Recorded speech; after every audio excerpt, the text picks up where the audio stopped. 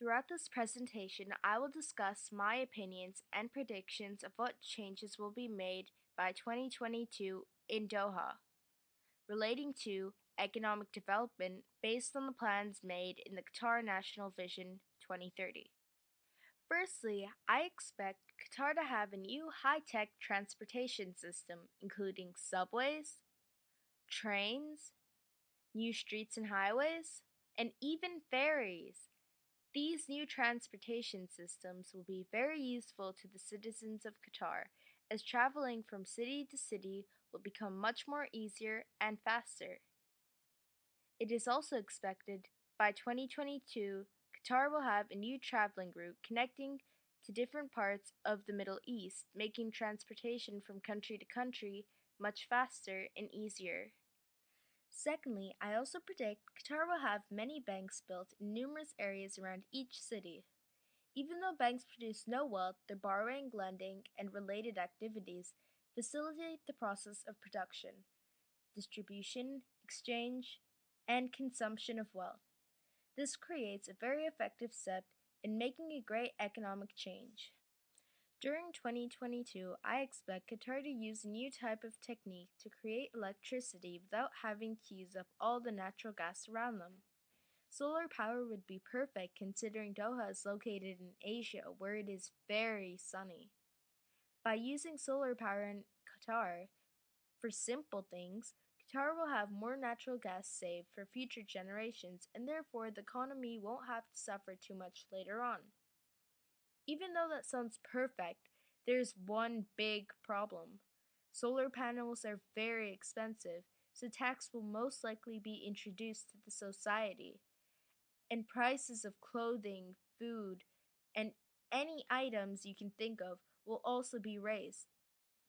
One of the goals in the 2030 plan was to have a knowledge-based economy characterized by innovation and also to have people with an excellent education. And finally, a world-class infrastructure backbone. This will definitely happen during 2022 as new colleges will be built, and year by year students will graduate and use their knowledge to help the community grow. Without the knowledge of the students, buildings, roads, and even transportation systems would not be possible. Another goal mentioned in the 2030 plan was that Qatar should have a fully developed gas industry that provides a major source of clean energy for Qatar and the rest of the world to use. This goal will most likely be accomplished as Qatar has already created machinery and factories to try to reduce the amount of oil and gas being used. Qatar would have to alter with its 2030 plans as the World Cup in 2022 is taking place in Doha. In some ways, this is a good thing, but in others, it can be a big problem. For instance, in preparation for the World Cup, a lot of money belonging to the government will have to be used to help build different stadiums around Qatar. Entertainment facilities will also have to be built so tourists have something to do after the games are over. This means a lot more hotels have to be built too, because the population is expected to be quite large. This is why transportation is a major issue. All the transportation projects that were meant to be done by 2030 should be done by 2022, as Qatar is a very small country and the transportation we have right now will not be enough for 4 million people. If you think about Qatar right now, you should know that the description of Qatar in 2022 is very different. This means a lot of work and money is going to be put into this project.